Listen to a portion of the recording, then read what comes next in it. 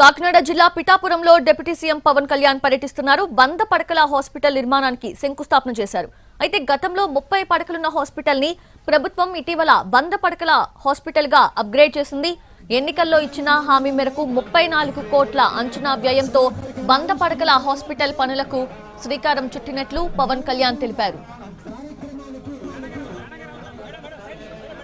మంది చిరకాల కోరికది ఎన్నికల ప్రచార సమయంలో అందరూ అడుగుతుంది 30 పడకల కమ్యూనిటీ హెల్త్ సెంటర్ని దాదాపు 100 బెడెడ్ ఏరియా హాస్పిటల్గా అభివృద్ధి చేయాలని అందరూ కోరిన మీదట ఈ రోజున 34 కోట్ల అంచనా వ్యయంతో నిర్మాణ పనులకు నేడు శంకుస్థాపన చేయడం జరిగింది. అదేవిధంగా 2 కొత్త బ్లాకులు మరి ఓపీ వార్డ్, మార్చురీ వార్డ్,